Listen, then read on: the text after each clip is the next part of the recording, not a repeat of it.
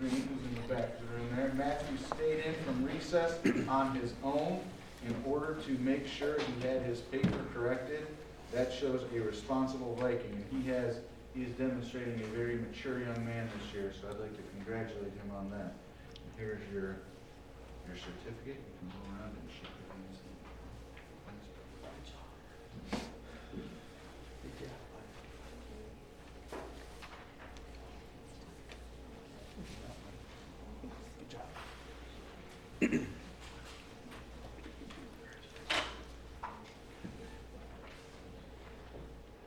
Mr. Walker is currently in a Title I meeting over at the elementary middle school.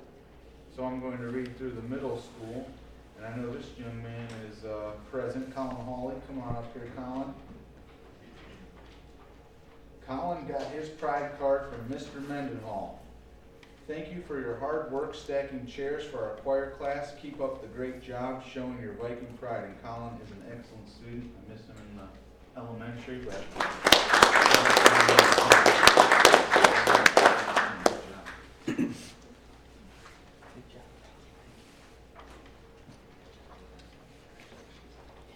our 7th grade student was Mason Haken, and this is from Mrs. Smith. Mason was part of a group of students who immediately included a student with special needs into his group. It was actually Mason's idea. The group helped the student complete the activity. Thank you for being so respectful and kind to your classmates. Thanks for setting the example. And that was from Mrs. Smith to Mason Haken. And then finally in 8th grade, Colton Chevron. This is from Mrs. McKay. I am pleased to see you working hard to complete your math assignments. It's a pleasure to work with hardworking students like yourself. I also appreciate your kind words. And again, that was Colton Chevron from Mrs. McKay. So now it's high school. I want to give a pride card to Mr. Streeter for reading some of those because the copies were all back. I looked at those earlier and went, oh, that's not good. Ninth grade, we have Renee Scout from Mrs. Dean, who's also here this evening. Thanks for erasing the board every day, sharing paper, and for just being you. So that's to Renee. Johnny Bruce in the 10th grade from Mr. Armentrout. Thanks for helping to watch out for the kids as the bus pulls up in the afternoon.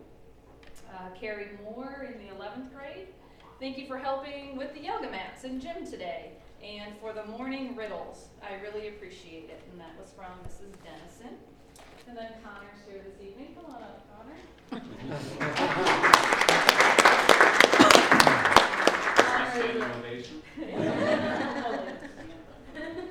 Connor is a senior. Connor finished his project early in Mrs. Ritchie's class and then proceeded to go around the room helping all his classmates without even being asked or directed to do so. So thanks. And go around and shake your hands. Good job. Good job. Thank you. Good job. Good luck. Which hand are we going with?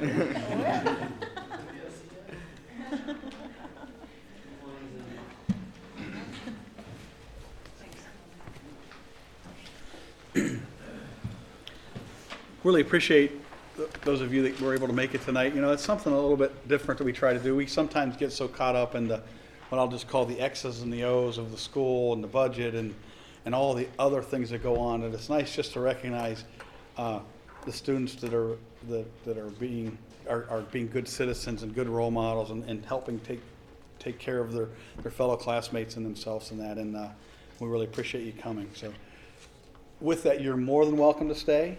We certainly would love to have you in the audience for the rest of the meeting, but however, we would understand if you do not wish to stay. So whatever you would like, we're very comfortable with. So thank you.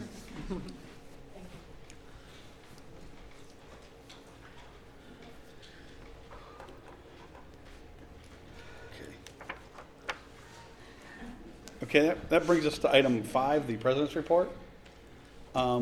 I just had 2 things I wanted to talk about. The first is, as you can see behind us, is the levy signs.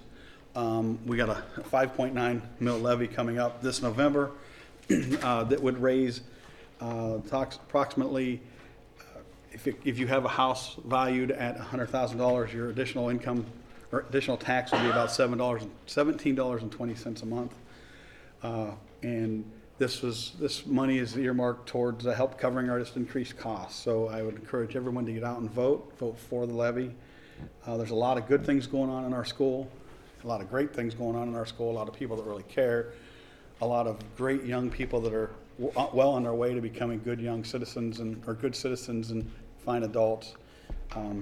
If you look through some information, I know I was talking to somebody at the last levy meeting, and they said they were just shocked that they went on the ODE's website and they found that Waterloo is, if you look at expenditures per pupil, we're like around 590 to 600 out of 611. Our millage is one of the lowest in the state. There's a lot of things that we've been very fiscally responsible and trying to do everything we can to stretch a buck, which is, and it's very important that we pass this levy because basically you start collecting monies for a levy the year after you pass them. So if we pass the levy in November of 2016, we start collecting January 1 of 2017. However, unfortunately, if we don't pass the levy in November, anytime we would pass a new levy in 2017, we wouldn't start collecting in 2018. So what happens is the longer you delay the starting collecting of the money, the more millage it takes to accomplish the same result.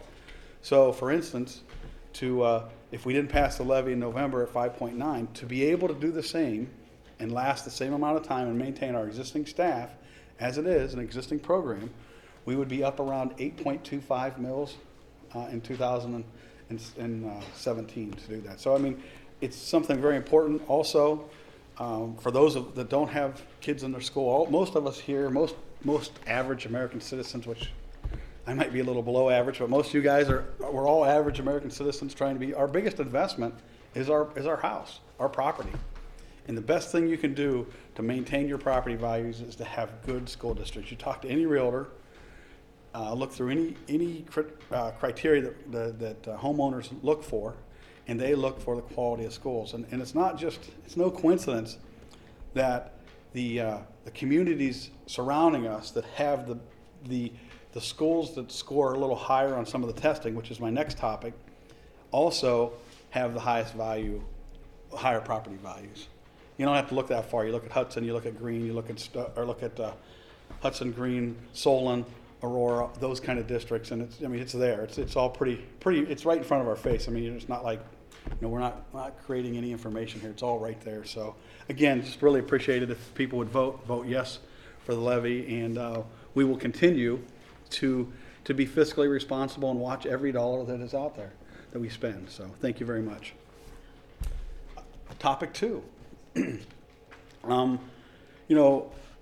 a lot of information, we'll call it, that went out regarding the results, the report cards, the results of our testing from last year in our report cards. And there's a lot of different philosophies on what's going on and what happened. I mean, some people say, hey, we've had this different tests for the last 3 years. We need to be able to get in, the state needs to come up with the same test provider and those kind of things for us to have a fair evaluation. The other thing is the state changed the way the requirements to pass. For instance, a C this year would have been an A last year based on the passing criteria. Some people say, I've been hearing this for almost 28 years now, is that the state just wants to try to make the schools, smaller school districts, look like they're not doing well so that they can combine them and make large school districts. Well, to that I would say, if the state would just look at the school districts that are failing horribly within our state, they're the large school districts. The smaller districts like us are doing a pretty good job of educating our students. So I think that there's a lot of put onto the test results. And I know it's a very tough time for our teachers and our staff. And I live with the teachers, so I know all about the pain and agony that goes in when test results are coming out and everybody's worried about the report cards. And I think that we need to tell our district that we're doing well, our administrators we're doing well. The test scores aren't maybe where we'd like to be, but as a word of encouragement, I can just say, keep doing what you're doing. It'll get better. I think that we have to continually challenge our student body. We need to make them work hard. They need to develop good study habits.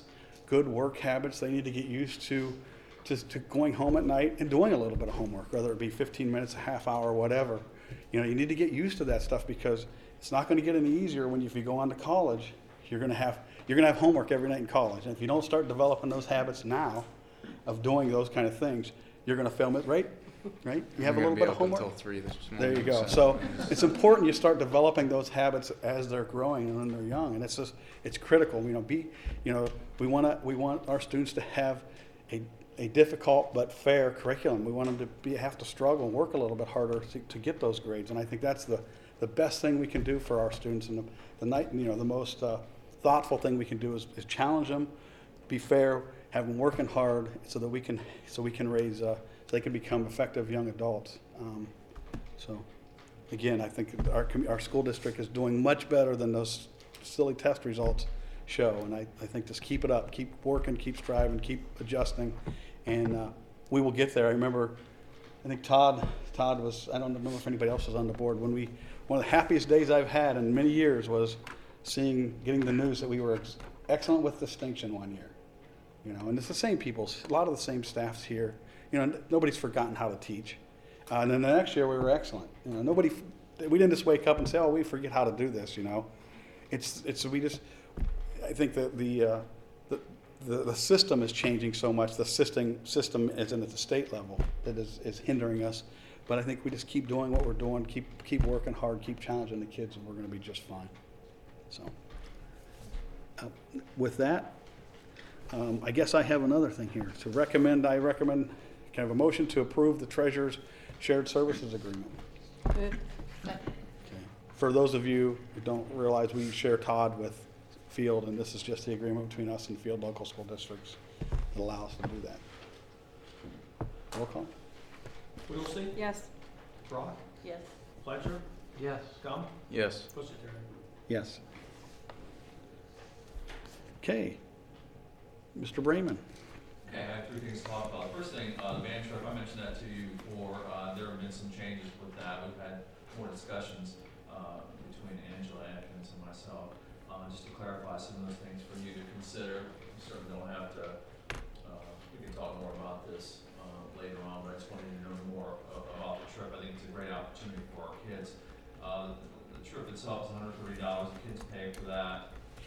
It includes the meals, lunch, dinner.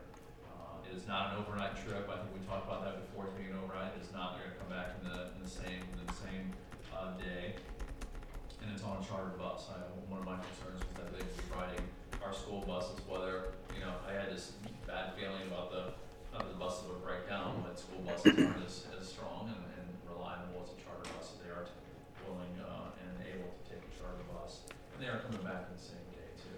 I think this is a great opportunity for our band. They're not participating, so that was another question I had. Why go to all this trouble when you're not participating? But it is like going to the Super Bowl for high school bands. It's a chance for our kids to see and to hear some really high quality bands, and quite frankly, I think our band deserves an attaboy. I've seen it over the last since I've started here. The band is growing. They sound better. Ms. Atkins does a good job of really fostering growth, and I think we're moving in the right direction. So, just some more info to think about, and we can talk about that later. On to other things here.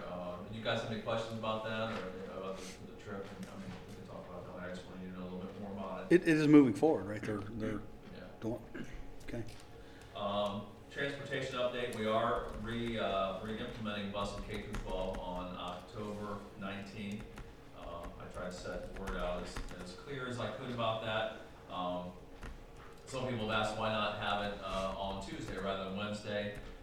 Believe it or not, she's still working on finalizing the routes with new drivers and getting them properly in order to be ready for Wednesday would be the earliest they can be prepared. It's the end of it's also the end of the posting to begin those new routes. So we're very happy about that. We're including the high school kids. It will be a little bit different. We were able to have less buses just by adding a high school route. We're not doing 2 routes. We're still having our K through 8 the same routes. and then we were able to add some additional routes to do just high school. So we're actually gonna have high school and K through 8 separate, without having to run, 2 separate routes.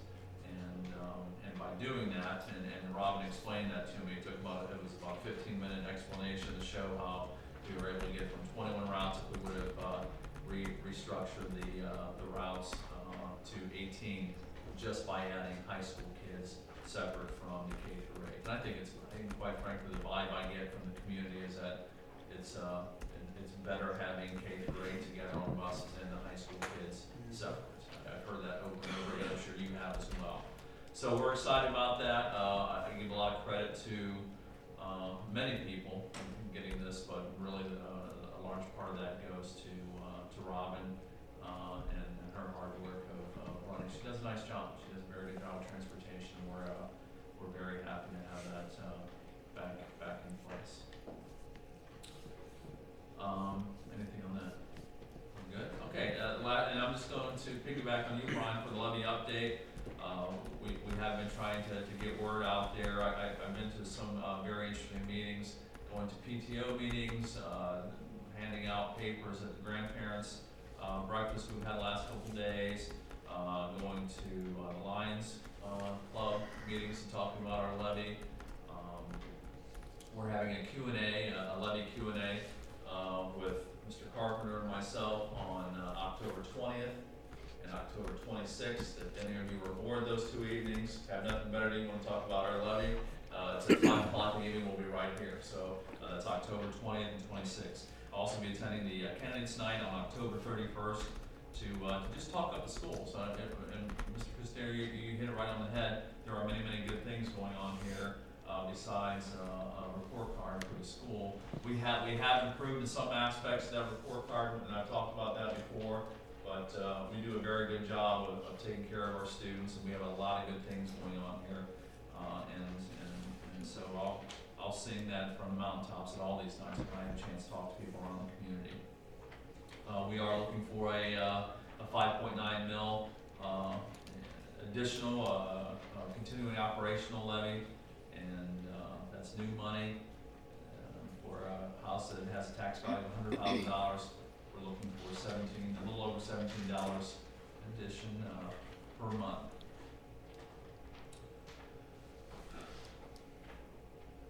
What else?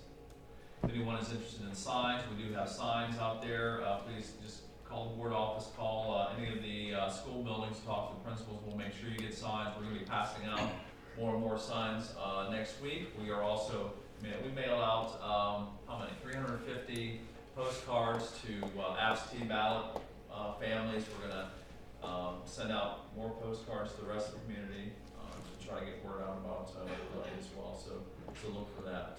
And I think that's it. We've been very busy trying to get this thing going. Do you want to continue the absentee voter thing? Yes. Okay, did you bring, No, I didn't bring it with me. I'll just go. I just saw that message. I don't know how That's I fine. can get it, but I just. I'll just go walk over with you after the Okay. meeting, and Yeah. I'll take it. I can do that. That's something I can do. That, Good deal. you know. Yeah, we can do that. And did you say the Q&As were at 5 o'clock? They're at 5 o'clock. Okay. And why I picked that time, probably. Any thought to we'll having do it one of later. them at 7? Yeah, we'll probably do it later. We'll probably opt to. If it's just gonna be the 2 of us being here, we could probably do it later. He'll look how excited he is about that to happen. But, yeah, we probably. You know, just most people, you know, I can't, I I don't thought know, about that. I don't even know if I can make it at 5 o'clock, to be honest with you. If we do change that time, I'll get word out. Okay. Plenty of time. Even if it's just one of them, even if you just change one of them to. Okay. That's all I have. Thank you.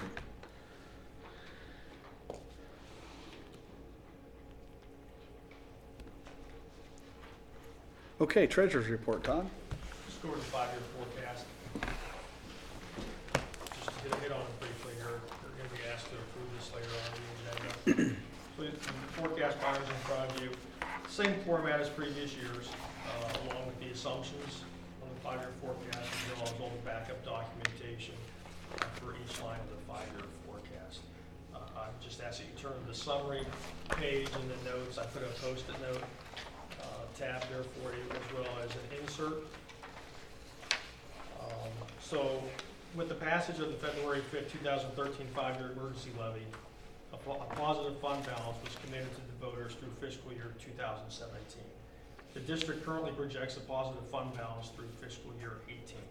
And a big part of that, being able to move from 17 out to fiscal year 18, is we touched upon these a few board meetings ago, was the financial improvements that we were able to make this year, and those will also result in a savings for next year as well. And those improvements are listed on your sheet here. Some of those being in first and second grade, from 4 teachers down to 3 teachers through reassignment. District hired its own special ed director rather than going through the Cuyahoga County ESC. District did not replace the athletics/dean of students. And we also combined several jobs through the ESC for a total savings of approximately $300,000 a year. So that equates to this year and next year, $600,000. So that's a big part of the thing that we did from 17 to come through 18.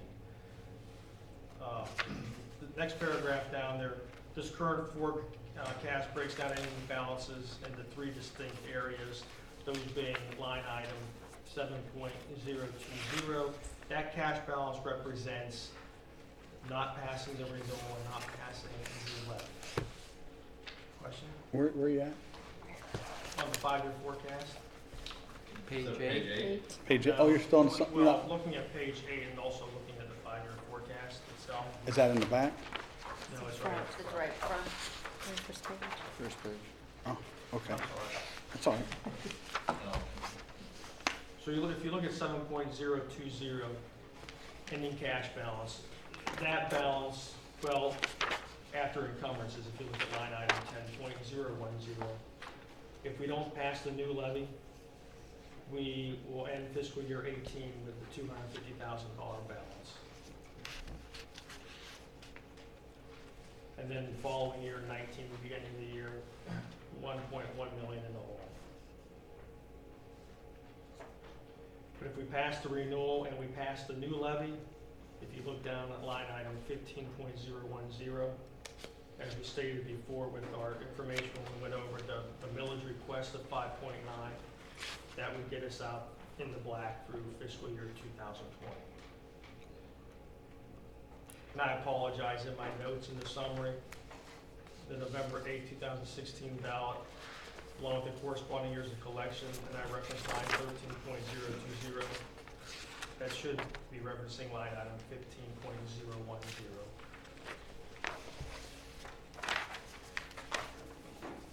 So I guess the bottom line is we don't pass the new levy, because that comes first before the renewal.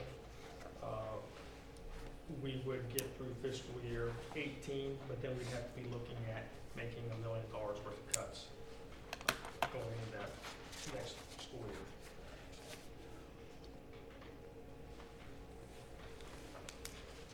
year. When we passed the emergency levy back in a couple years ago, 2013 our goal was to get through 17, right? through 17. And so we've been able to stretch it to get through 1 extra year? Yes. To 18, okay. And then all those And again, cuts, a part of that, the big reason of that is the cuts this year and next year okay. that are reflected in these numbers. But the cuts really, I mean, we didn't reduce, we didn't riff anybody, and we didn't have a tremendous impact on student learning in the classroom. I mean, Good point. sounds like the first and second grade classrooms may have gotten a little larger because they were divided over 3 teachers instead of 4, but those classes are smaller. I mean, they're so.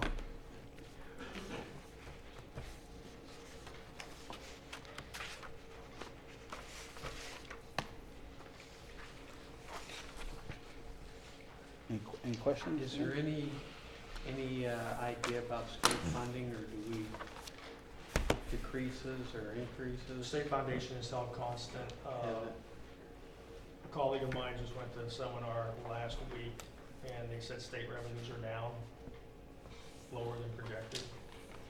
So, based on that information, I would have held it constant anyways, because there just isn't the amount of money coming in from the state every biennium like there used to be. The same way with real estate collections. I mean, every triennial update, yearly appraisal, you could almost always build in percentage increase, but that has not been the case the last, 8 or 9 years. Well, the good thing is that Todd's always so conservative that, we look at the worst case scenario and usually end up in a better situation, so that helps. Well, I mean, we try to do that. I mean, we don't want to be overly, conservative either when we don't have to. Yeah. We want to, try to put the numbers where they are. But yeah, I mean, you're right. We err on the side of caution, Mhm. and we usually come pretty close to the projection. So, knock on wood. Anything, Vicki, Adam? None? Okay, thanks, Todd. Good news, bad news. The good news and the bad news is that you're usually so accurate that we can pretty much bank on this. So Well, the good news is we get out one more year, yeah. and there's still time, with levies that the community can, hopefully support and keep us going for another 5 years. Okay, great. At this point, then, high school principal update.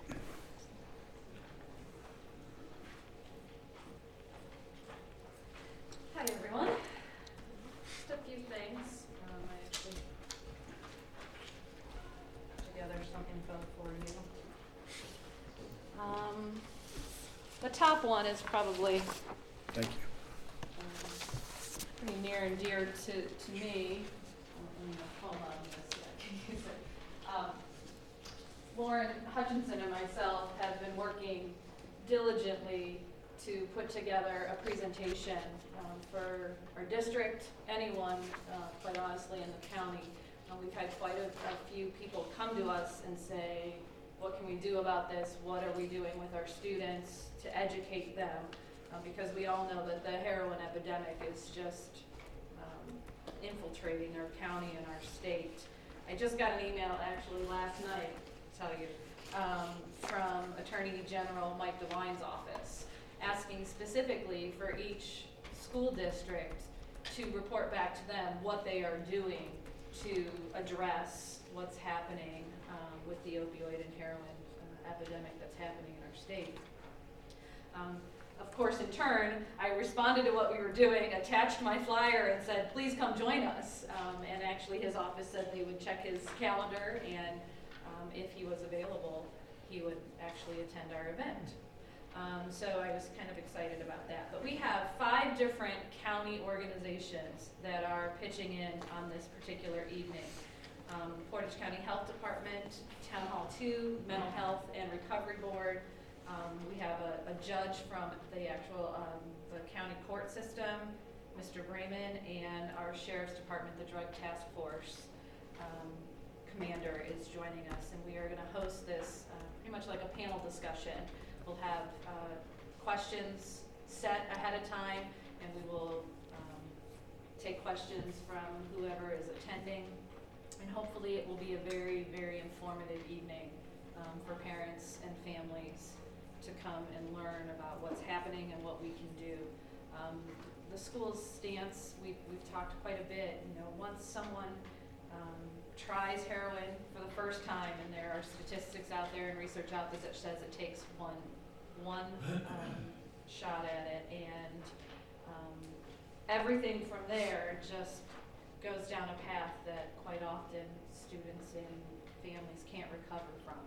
So our attempt here is to prevent that from happening the first time, to educate them enough to know what's happening, how horrible it is, the things that are going on with the drugs that are being sold in the county and the state, to prevent our students from even attempting that the very first time. That's what we can do as a school district. So please, if you are available, please join us. I put this on the high school website, and on the Facebook page and on our Twitter account, so please feel free to share that so that we can get it out to as many people as possible. We sent it to the Record Courier. Last night I sat down and sent it to all 3 news medias, Fox 8, WKYC and WEBS. So hopefully we'll see what happens. We would like it to be as well attended as possible. The next thing, and that went out also in a mailing to all of our 9th through 12th graders, so that's there. The next thing that went out was also our ACT boot camps again. We put all the dates of the tests. There are numerous times you can take the ACT test throughout the school year, so we listed all of those, all the deadlines to register. But we also are doing our own in-house boot camps again. So I gave you the December 10th schedule and the March 21st schedule, so that you can see what we're doing to hopefully prepare our students a little bit better for the ACT. We have, I think the teachers are listed in our agenda this evening. Teachers who teach those particular subjects being the ones that are doing the boot camp. So that's really important for us. And it'll be done right during AO, so students don't have to try and schedule things after school. Their schedules are so busy. So if it's right during the school day, hopefully they'll be able to attend. They can pick and choose. If they've already taken the ACT and they really did well on the English portion already, and